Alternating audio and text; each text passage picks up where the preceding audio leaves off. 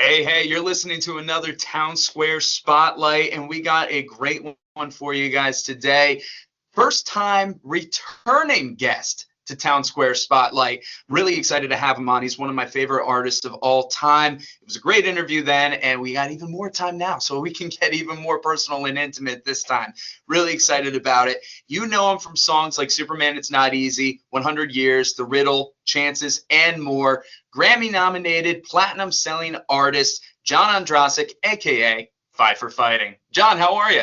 Connor, I'm good, man. Great to be back with you. I'm super excited to have you here. Last time it was just a phone interview, so I can actually see you this time, so that's great. And then I'm coming to your show in Tarrytown, so I'll see you in person. So it only keeps getting better, just escalating with this. That's fantastic. You got a very cool studio there, my man. Oh, no, it's really nice, actually. Yeah, this is probably one of our smaller studios. If I could only give you a tour right now, we have some really awesome ones. The one right across from me has all the best pop culture stuff from the last 50 years. One of our producers is a collector. He's got bobbleheads and everything and lunch boxes and radios and stuff like that. It's awesome. But we're not here to talk about that. We're here to talk about you, of course. There's so many awesome things that you got coming up. You got a summer tour. You got a fall string quartet tour coming up. A lot of new music, a lot of awesome things that have been going on. Last time you were on, we talked about the Music Matters Challenge, so we'll get into that. But the first thing that I want to talk about is, it's a little after the fact, but happy 4th of July, happy Independence Day. I celebrated with fireworks. You celebrated by being on TV with Kelly and Mark for their 4th of July family party. That is so cool. Can you tell us about that and what 4th of July means to you? The honor of my career has been performing for our troops and supporting our military families. I'm an ambassador for the Gary Sinise Foundation, who, Gary's kind of our Bob Hope in my mind. And so in my mind, every day is 4th of July, every day is Memorial Day. But yeah, to go on Kelly and Mark, it's funny. The last time I was on her show, Regis Philbin was her co-host. So it had been a while. And it was really nice to reconnect with her and so many people there. Her producer, Gelman, I've known him for 20 years. And so it was kind of a back to the future and to end the show singing God Bless America with her audience on 4th of July. There's nowhere else I would have rather been.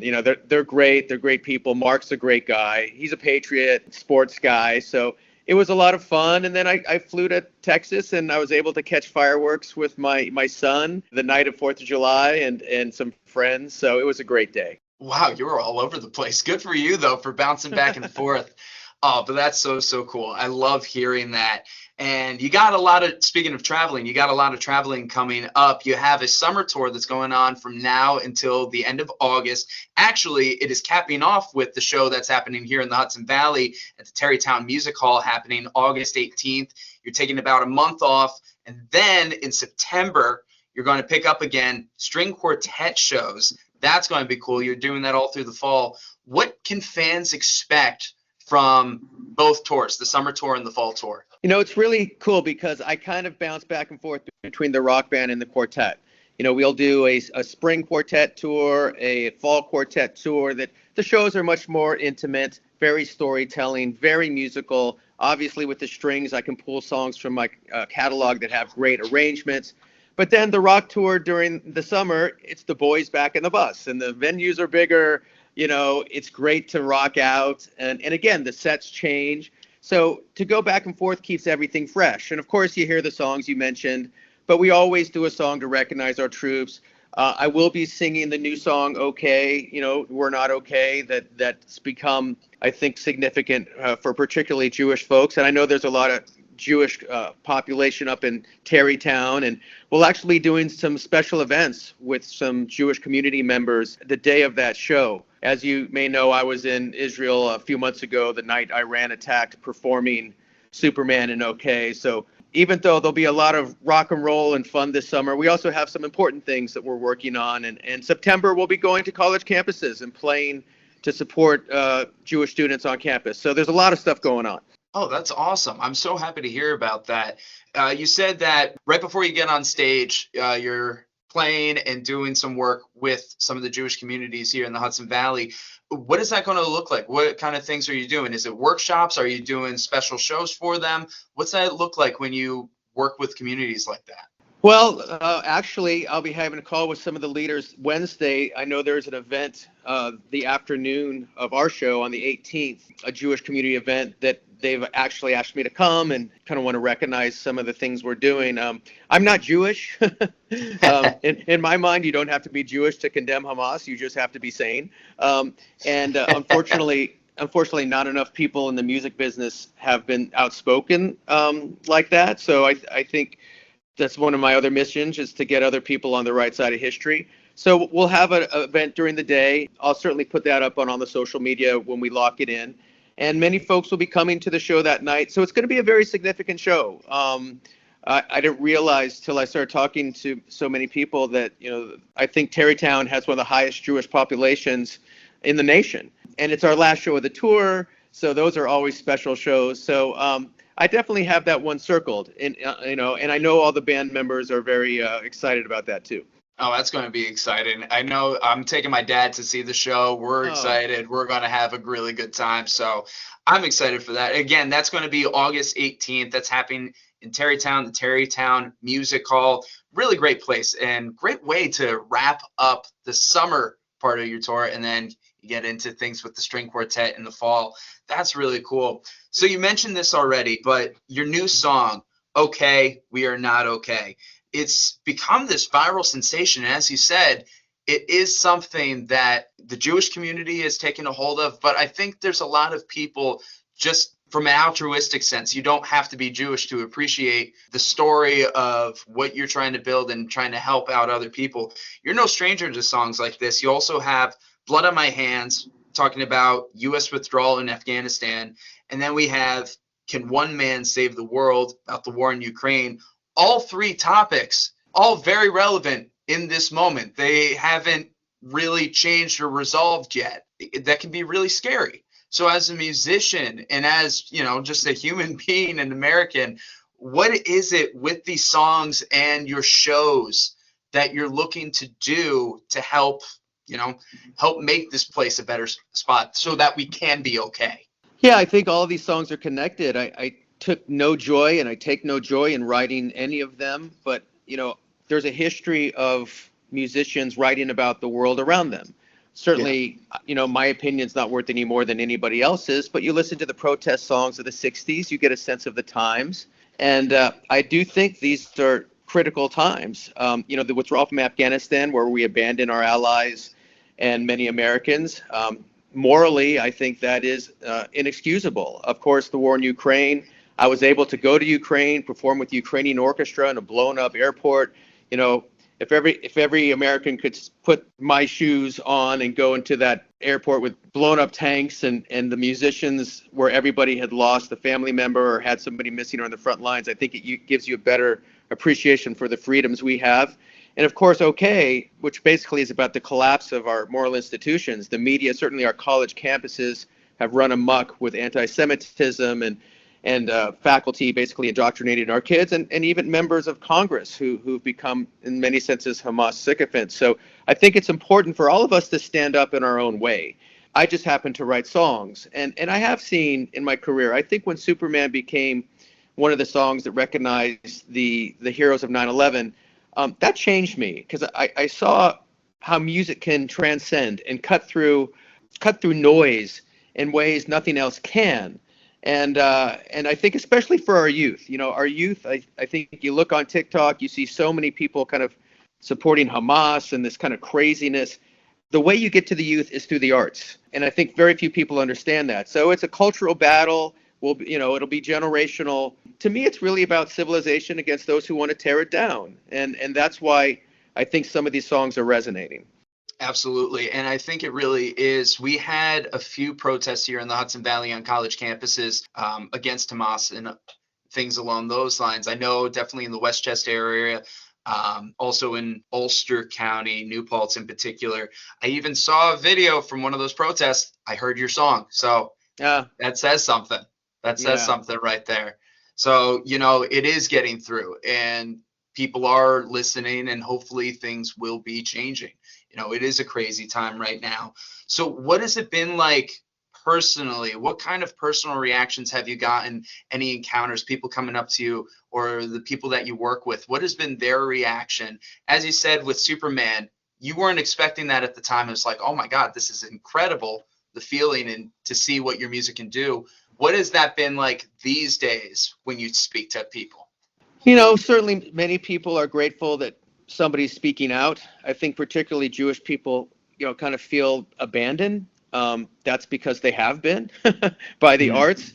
And of course, you get the other side. You get the hatred, and you get the vitriol, and you get the threats that, so many get when they stand up for some of these things.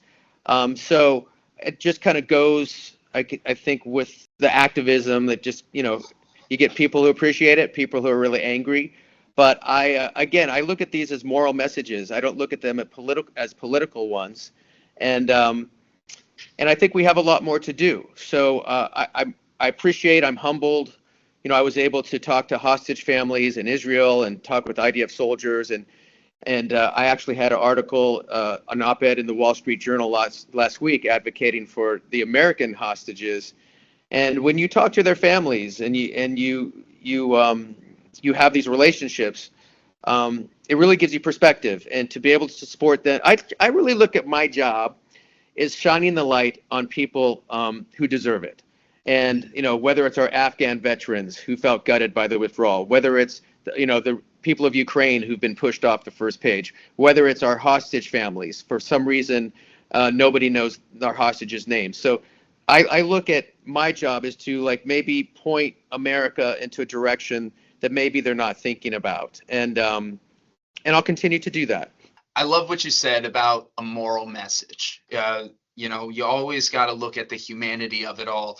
We had a very interesting political weekend this past weekend. We don't need to get into that, but I'm just saying, I think it's a moment where it could either rationalize or radicalize. But the one thing that I hope that people get out of it is to bring the temperature down and to hopefully look at the human side of it all, and that we look and take care of each other. And that's something that you're doing to these people that you're going to visit and to speak with.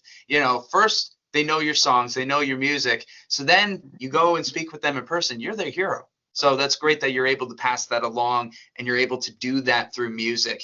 And you've also been really big about supporting the youth when it comes to music. And the last time that you were on, you were promoting the Music Matters Challenge. And for those who may not have heard that original interview, or they just need a reminder, what is the Music Matters Challenge? And now that it's done, you have winners, you have everything through. Looking in retrospect, how did it all go? What were the results? Well, thank you for mentioning that. It was a lot of fun. And what it was a project to support music teachers in schools. Unfortunately, 4 million kids don't have a music teacher. We all know how important the arts are. It's not extracurricular. And what the challenge was people could make a video to a song called Let Music Fill My World that I wrote with some inner city Chicago kids, where we actually are supplying a music teacher for their school for 3 years. And people could tell a story about how music mattered in their life. And we had 2 winners. One was Jessere, who won the individual prize, where he won $10,000. He is now participating with Kaylee Tullman and I, and selecting a teacher for a school in need in Los Angeles, which is so exciting. Wow. And we had a school prize, an amazing school from Nebraska. Their kids did a great version of Let Music Fill My World. You can't watch it without crying. And they received a $25,000 grant to help with their music program. So it was great. Of course, our long-term goal is to continue this mission to every school in America has a music teacher. But the first round was a lot of fun, and we can't wait to get going again with a similar contest in the fall. Oh, that's terrific. I was just about to ask, is this going to become a yearly thing? Is this a kind of semester-like thing, or half year? What's the idea now that you got the first one down, and it sounds like you're getting ready for the fall, so that's awesome. Yeah, I think we kind of learned some lessons on how to do it. It wasn't the ideal time, because when we launched, it was the end of the school year. So now we'll be able to have teachers and schools aware of what we're doing so they could take the semester and say, okay, here's our project. We're going to be doing Let Music Fill My World.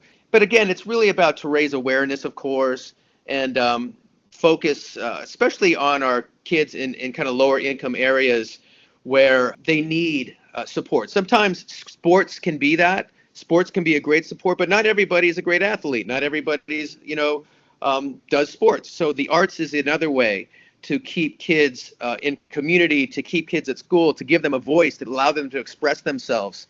And the great thing about the song I did with the Chicago kids was they weren't musicians, they weren't prodigy piano players, they weren't singers, but they all found a way to express themselves. They wrote the whole song themselves. So hopefully this model can grow and grow and grow. And it's also something we can all agree on. As you mentioned, we're in a pretty polarized world these days, and I think certainly, hopefully, the rhetoric will come down. But I think we all can all agree how important music is for everybody, especially our kids. I think it was such an amazing project that you had. It's so cool. I was checking it out. And of course, you can check out more about Music Matters Challenge.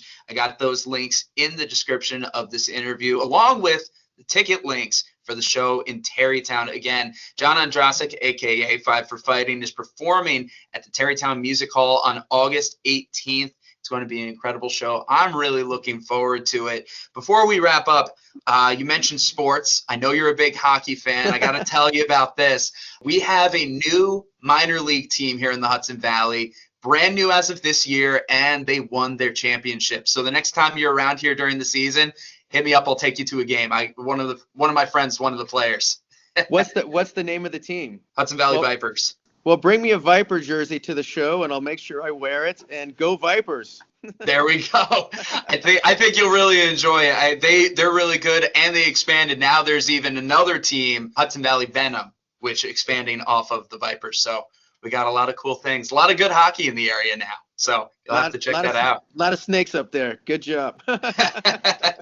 Well, John, before you head out, do you have any last little nugget for the Hudson Valley listening audience ahead of your show on August 18th? Yeah, I just think, it's important to let people know that it's a family show. So don't be afraid to bring your kids. As a dad, I certainly understand that. There's always some surprises. I have such an amazing band. Pete Thorne, kind of a legendary guitar player, is playing with me. But more importantly, we just can't wait to come up and see the community and talk to folks and take some pictures and give a few hugs. It's been certainly a very challenging world since October 7th for so many in your neck of the woods. And so we're here to support you, and we're going to have a great time. We're going to celebrate all things America, all things Israel, and we will rock the Casbah. I love it. John, thank you so much for being here on this Townsquare Spotlight. Again, you can check him out at Tarrytown Music Hall on August 18th.